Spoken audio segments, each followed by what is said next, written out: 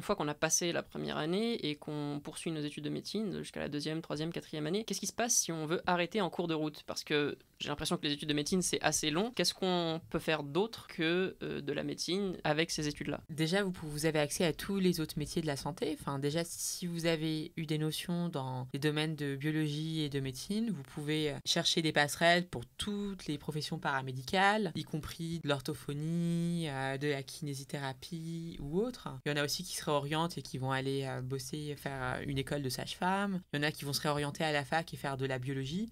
En biologie, il y a vraiment des formations très très très variées en fonction des centres et des facultés. Ça peut aller vraiment de la biologie cellulaire, à de la biologie moléculaire, de la biochimie, et vraiment on peut se spécialiser dans notre domaine. Et il y a aussi même des formations assez polyvalentes d'approche interdisciplinaire un peu au vivant. Donc faut pas hésiter à chercher toutes ces passerelles-là, et sachez que ce que vous apprenez en médecine, ça va vous aider. Et après, le détail exact dépend vraiment des facultés. Il y en a qui, en fonction des années qu'on a validées en médecine, permettent de rejoindre directement un peu plus tardivement une licence de santé, et il y en a d'autres où il faut refaire.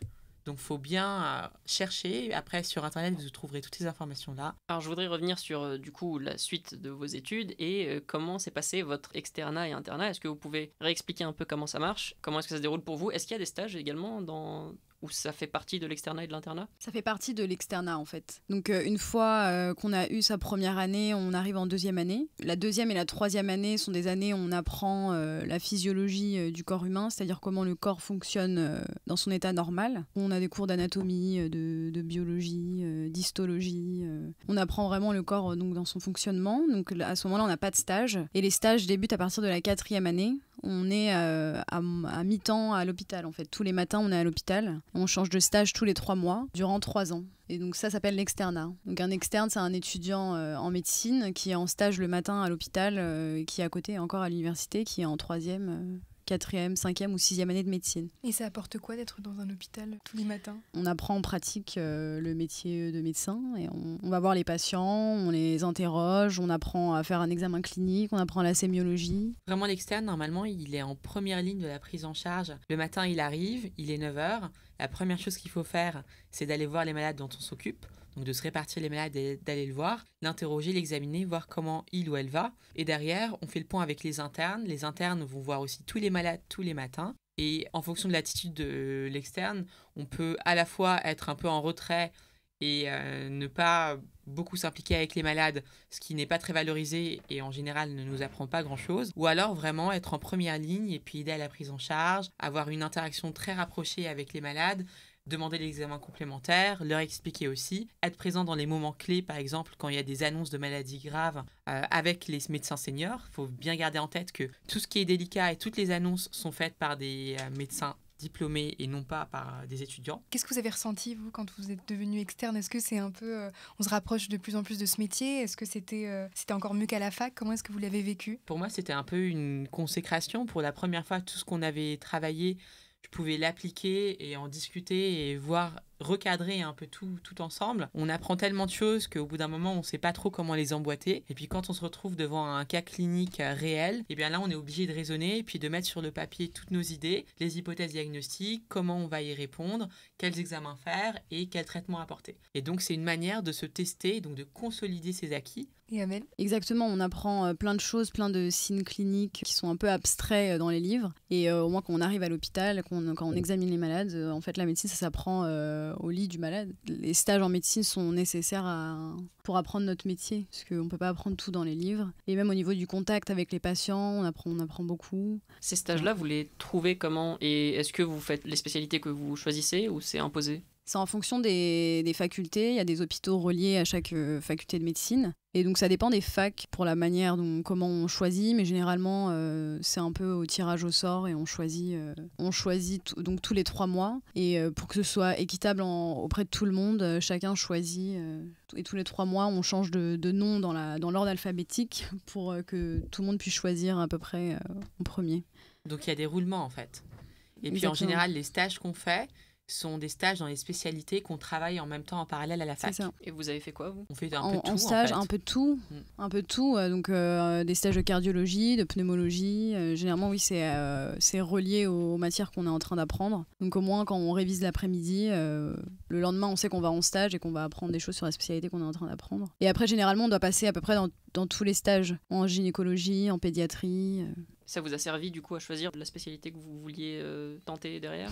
Je pense que c'est nécessaire déjà pour apprendre la médecine, de passer dans tous les différents stages, dans toutes les différentes spécialités. Et après, oui, je pense que ça peut aussi aider à son choix de spécialité, c'est sûr. Et alors, après l'externat, c'est donc l'internat. Est-ce que vous pouvez nous présenter rapidement le fonctionnement? Donc on quitte la fac, c'est ça? Du coup, en 6e année, on passe l'examen classant national. En fonction de votre résultat, vous allez pouvoir choisir votre spécialité et la ville où vous allez vous former. Et là, la spécialisation, donc l'internat, dure de 3 à 5, voire 6 ans pour les spécialités chirurgicales. Après 6 ans déjà. Ouais, en effet. Exactement. Oui. Par exemple, médecine générale, Amel, je sais plus c'est combien d'années. C'est 3 ans. 3 ans. Moi, médecine interne, c'était 5 ans. Et en fonction de la spécialité, vraiment, vous allez avoir des semestres obligatoires. C'est-à-dire qu'en fait, on fait des roulements tous les 6 mois. Et le fait de choisir tel ou tel stage dépend de la maquette affiliée à votre spécialité. Une fois que vous êtes dans une ville particulière, vous allez pouvoir avoir accès à tous les hôpitaux publics qui sont validés pour de l'enseignement dans cette ville. Donc ça peut être des hôpitaux généraux, mais aussi des hôpitaux universitaires. Et parfois aussi, il y a des liens qui se font avec certains hôpitaux ou cliniques privées pour que les étudiants les internes puissent ponctuellement se former aussi dans un environnement différent. C'est quoi la différence entre un hôpital général et universitaire? La différence entre l'hôpital général et l'universitaire, dans les hôpitaux généraux, les médecins qui sont là-bas ont une fonction hospitalière pure, c'est-à-dire qu'ils vont juste s'occuper des malades, alors que dans les hôpitaux hospitalo-universitaires, donc raffiliés à l'université, les médecins ont, pour une grande partie d'entre eux, en plus de ça, une fonction universitaire d'enseignement. Donc vous allez avoir là-bas des chefs de clinique. Donc les chefs de clinique vont, en plus du travail clinique, devoir enseigner aux étudiants de médecine. Vous allez avoir des maîtres de conférences universitaires qui ont aussi le statut de praticien hospitalier et aussi des professeurs d'université qui ont aussi le statut de praticien hospitalier. Donc on parlera de MCUPH, PUPH et aussi des professeurs. Alors que dans un hôpital purement, qui n'est pas attaché à une université, vous n'aurez pas de MCUPH, vous n'aurez pas de PUPH. J'ai entendu dire que la hiérarchie dans les services médicaux plaçait les internes plutôt en bas de l'échelle et les externes en dessous des internes. Est-ce que vous l'avez ressenti et comment s'est passée votre expérience? Moi, là, je viens tout juste de commencer mon internat, donc j'ai pas trop encore de recul dessus. Mais après, oui, quand on est externe, on est un peu là pour tout faire et parfois les tâches un peu ingrates de secrétariat, etc. Ça dépend des services encore, c'est aléatoire selon l'hôpital où on est et les services. Il y a des stages qui sont très bons, il y a des stages où on va plus faire de secrétariat. Et pendant l'internat, en fait, c'est vrai que les internes sont un peu la force qui fait marcher l'hôpital public, en fait, aujourd'hui. Sans les internes, l'hôpital s'écroulerait.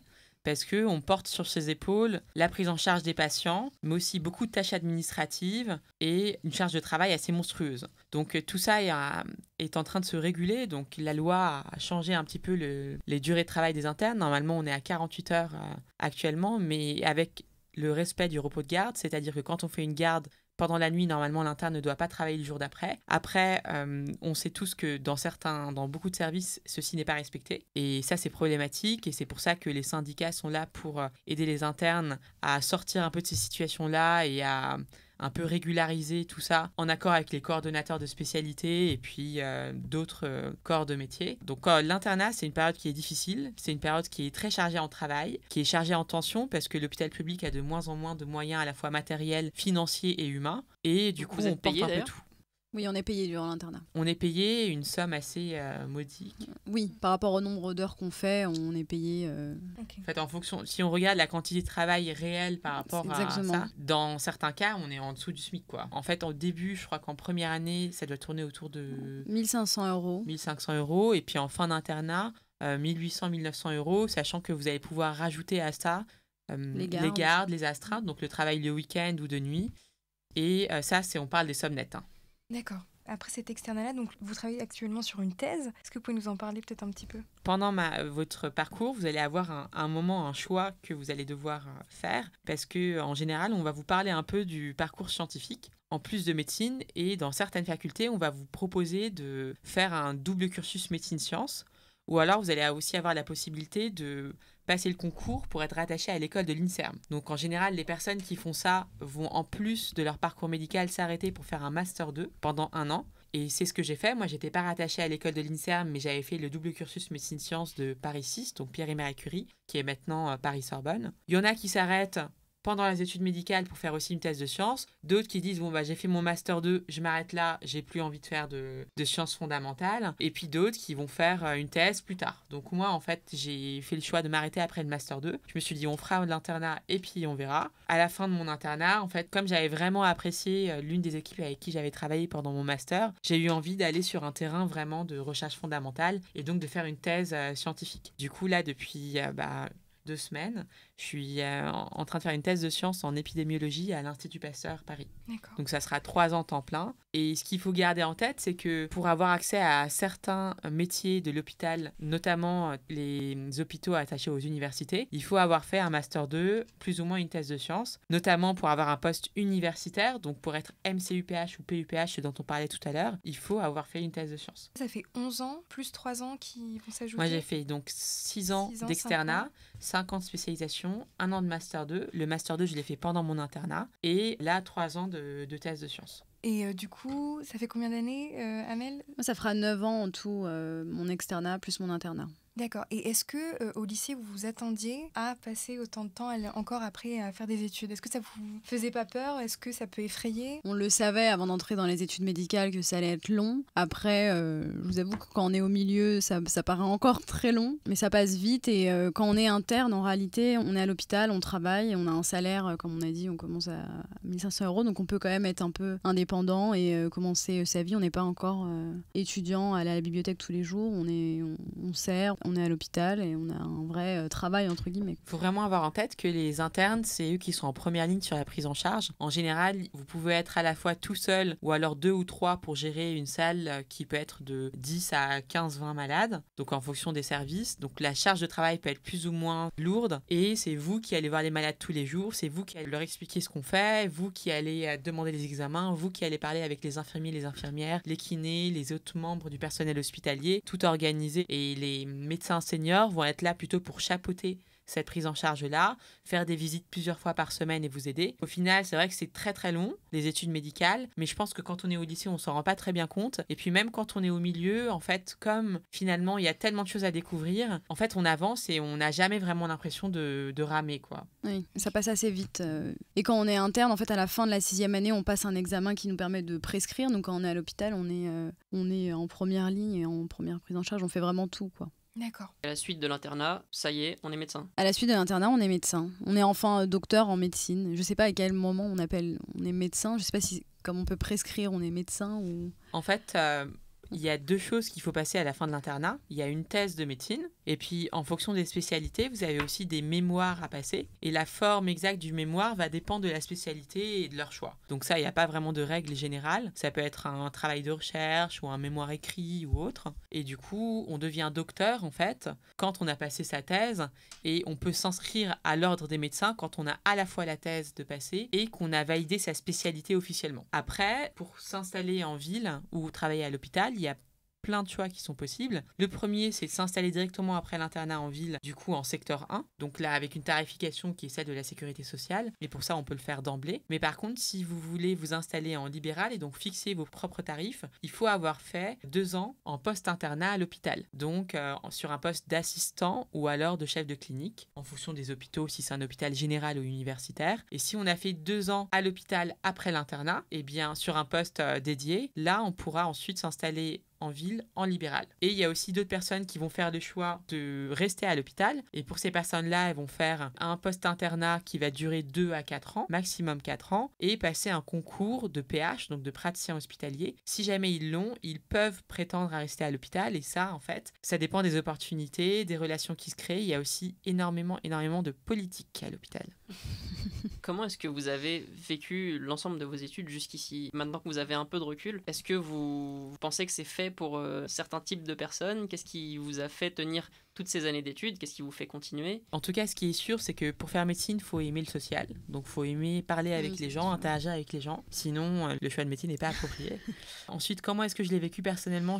Les études médicales ont été pour moi longues et dures. J'ai eu des moments très, très difficiles. Et autant l'externat, la première année était très dure. La 6e année, donc celle de l'examen classement national, était aussi très, très dure parce qu'elle détermine un peu votre choix de spécialité. Le CN n'existera plus d'ici 2-3 ans, en fait. Ce sera autre chose, mais on ne sait pas encore quoi. Mais en tout cas, ça n'existera plus. On espère que ça sera quelque chose qui permettra aux étudiants de mieux jongler dans leur choix de spécialité et avec un peu moins de pression, quoi. Exactement, j'espère aussi. Et après, moi, l'internat, pour moi, ça a été une expérience humaine incroyable. Mais en même temps, il y a eu des moments très, très, très, très durs. Parce que, comme je vous le dis, les internes vraiment portent beaucoup, beaucoup du poids de ce qui se passe à l'hôpital public. Et ils doivent tout réceptionner. Et parfois ne peuvent pas trop exprimer ce qu'ils ressentent. Il faut aussi avoir en tête que malheureusement aujourd'hui, quand on est du corps médical, on a un peu une carapace à avoir, c'est-à-dire que quand on voit des situations difficiles au quotidien, on doit rester quand même solide et ne pas trop le montrer parce que si les médecins s'effondrent, en fait, derrière, à la fois les patients, leurs familles, les collègues, et puis nos collègues aussi du milieu paramédical peuvent aussi s'effondrer. Et j'ai aussi très mal vécu des moments de boulot très intense où il y avait certains semestres où je finissais à 22h tous les soirs. Je faisais 8h30, 22h, parfois 23h. Retour à la maison à minuit, dormir, manger, dodo, boulot, et puis des astreintes tout le week-end, un week-end sur 2 ou sur 3, et puis des gardes aux urgences de 24 heures avec heureusement quand même un repos le jour d'après, mais qui n'est pas tout le temps respecté encore. Mais ça, c'est pas légal. Finalement, il faut être passionné pour tenir. Qu'est-ce qui vous a fait tenir jusqu'ici, les filles? Faut être passionné, oui. Et en fait, faut aimer ce qu'on fait, quoi. Oui, c'est de la passion. Je pense que oui, on peut pas faire médecine si on n'aime pas un minimum ce qu'on fait. Après, c'est sûr qu'on a des moments de doute, des moments de détresse. C'est des études très difficiles. Moi aussi, j'ai eu des moments durs durant l'externat où on a l'impression d'être un peu submergé par les cours parce que ça fait vraiment une quantité astronomique de cours. On a l'impression qu'on va jamais s'en sortir. Il y a les examens, il y a les stages, il y a aussi des gardes durant l'externat qu'on doit valider. Parfois, on a un peu l'impression de se noyer dans tous ces cours. Mais maintenant, j'ai un peu de recul. Enfin, moi, je viens de commencer mon internat, donc je suis encore dans la fraîcheur du début d'internat. Donc déjà, je suis contente d'avoir arrêté les études et de ne plus travailler à la bibliothèque tous les jours. Et là, d'être à l'hôpital et vraiment de servir et de travailler, quoi, d'avoir l'impression d'entrer dans la vie active. Moi, je commence là mon internat et je suis très contente. S'il y a un conseil à donner à des jeunes lycéens qui veulent se lancer dans des études de médecine, ce serait quoi, du coup? Du coup, ce serait d'y croire, de travailler, de s'en donner les moyens, d'avoir une bonne organisation et que tout est possible. Et surtout de rester positif. Là, pendant la première année, ils vont avoir des concours blancs, plein d'entraînements et de toujours garder le cap et de se dire que ça va être possible et que même si on se prend quelques claques à quelques concours blancs, on a des mauvaises notes, de se dire que ça va être possible et que c'est beaucoup de mental, la médecine, en tout cas la première année. Moi aussi, c'est à peu près similaire. Je leur dirais, si vous avez envie de le faire, en fait, faites-le. Si vous avez envie d'essayer, essayez. Et s'il y a un concours blanc, vous avez une note pourrie, en fait, c'est pas grave parce qu'il y a des gens qui arrivent à la fin à un concours blanc et quand ils font l'examen de fin de première année, ils ont des super notes. Bossez jusqu'au bout. Et puis, avant, en fait, on considérait que pour avoir un parcours un peu exemplaire, il fallait d'emblée, après le bac, choisir sa filière, faire ses études et bosser. En fait, aujourd'hui, on est en train de revenir sur ça. Il faut savoir aussi explorer les différentes portes qui peuvent s'ouvrir à vous. Et si vous faites 1 an, 2 ans, 3 ans, voire 4 ans dans un métier ou une formation en rapport avec la santé et que vous changez d'avis, ce n'est pas un problème. L'objectif, c'est d'à la fin trouver quelque chose qui vous plaît et dans laquelle vous pouvez vous épanouir. Donc prenez le temps qu'il faut et ne soyez pas freiné par ça. Et si jamais vous réussissez pas, c'est pas grave. Sachez que quand on finit les concours, plus personne ne regarde votre note, votre classement. Est-ce que vous, il y a un moment où vous vous êtes dit ok, c'est ça que je veux faire, c'est sûr, je suis assez rassuré sur mon choix, ou est-ce que au contraire vous vous remettez tout le temps en question et vous êtes encore en train de vous la poser? Non, je pense qu'arrivé à l'internat, on se pose un peu moins cette question. Peut-être durant l'externat, on se pose des questions quand parfois on est dans un stage qui ne nous correspond pas du tout. On peut faire des stages de chirurgie. On voit le train de vie des médecins qui est complètement fou, à faire des gardes une fois tous les 2 jours. On se dit mais moi je veux pas être comme ça plus tard. Je pense que quand on est interne et quand on commence vraiment le métier de médecin en tout cas, on se pose un peu moins de questions. En tout cas moi je m'en pose moins.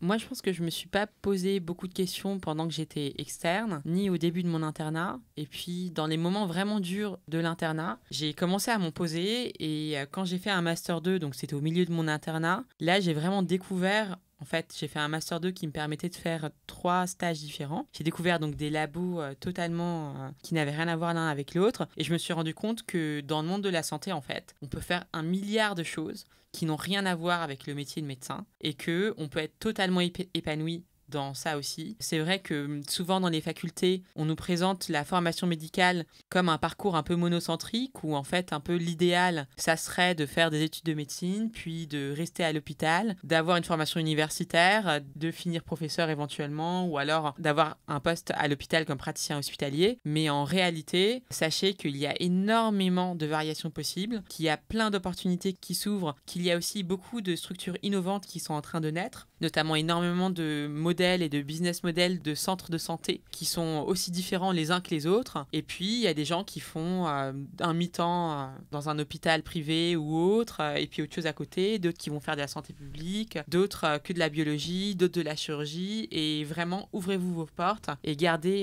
vraiment les volets de votre esprit ouverts. Et ne croyez pas que si vous n'avez pas ce que vous pensez vouloir à l'instant T, ça ne vous rendra pas heureux. Comment l'ont vécu vos familles et votre entourage, du coup, la suite de vos aventures en études de médecine? La première année, je pense que toute ma famille l'a vécu avec moi. Les concours blancs, les concours, le stress. Moi, je révisais chez moi en plus, donc il fallait que j'ai une atmosphère assez calme, et pas trop de bruit, donc pas trop d'invitations, pas trop de dîners. Donc, tout le monde sortait, je crois. C'est ça, en fait. Tout le monde, toute ma famille l'a vécu avec moi. Mais après, le reste des années, c'est plutôt bien passé. Moi aussi, la première année a été un peu dure pour mes parents, je pense. Je pense que tous les parents subissent la première année de leurs enfants en études de médecine. Pas de télé, pas de bruit. Exactement. Voilà. Ils étaient très coopérants, Moi, je mais en laissais même la temps, ils télé le quand même. voulaient. Il n'y avait pas d'invitation. C'est plus sympa, mais... Moi, un peu moins. Je pense qu'ils ont souffert. Mais après, en fait, c'est vrai que la pression retombe, mais bon, ça reste difficile. Oui, ça reste stressant. Moi, ma mère était contente là que j'arrive en première année. C'est vrai que c'est une fierté parce qu'on a l'impression que le travail qu'on a donné donne ses fruits. Et puis, c'est agréable de travailler en fait dans un métier qui est très, très, très humain finalement. Il y a beaucoup de gens qui voient un peu le métier de médecin comme étant quelque chose d'incroyable par rapport aux autres métiers. Il faut un peu déconstruire ça. Et notamment, si jamais on n'a pas sa première année de médecine ou après, et qu'on se réoriente, ça ne fait pas de nous quelqu'un de moins bien que celui qui l'a réussi. Donc vous, le prestige et la situation du médecin dans la société aujourd'hui, c'est pas quelque chose qui vous motive particulièrement, ou c'est pas ça que vous pensez? Non, pas particulièrement. Il y en a qui le font pour ça, mais je pense de moins en moins. Je pense que de moins en moins, oui. En tout cas, c'est pas ça qui me motive tous les jours. Moi, j'aurais aucun scrupule à faire quelque chose en rapport dans le monde de la santé qui n'a rien à voir avec l'exercice médical. Si jamais je rencontre les bonnes personnes, là, une atmosphère agréable, quelque chose qui me permet de m'épanouir, voilà. Il faut garder vraiment l'esprit ouvert. Mais c'est vrai qu'on nous présente la médecine comme quelque chose d'assez linéaire. On va faire toutes ces années, à la fin, on va être médecin et on nous apprend pas, comme disait tout à l'heure Salem, toutes les possibilités. Donc, il faut savoir s'informer et pouvoir se réorienter si parfois quelque chose nous va pas. Sachant que c'est assez logique finalement qu'ils nous présentent la médecine comme ça, puisque les facultés font ça au début, les 6 premières années, parce qu'elles veulent avoir les meilleurs résultats à l'examen classement national.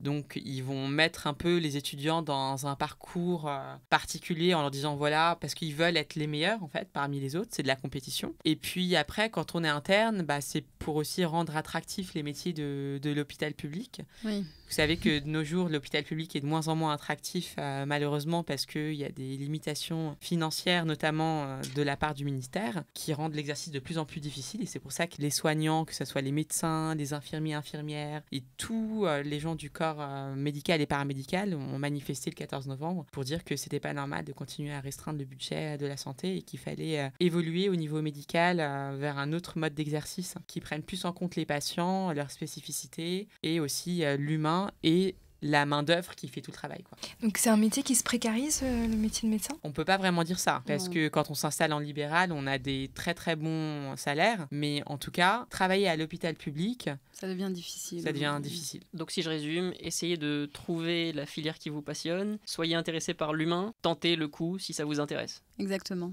Exact. Et tout est possible. Très bien. Merci beaucoup, c'est très clair. On va vous dire au revoir et rendez-vous dans un prochain épisode de Trace ta route. Merci à vous. Merci, au revoir. Salut.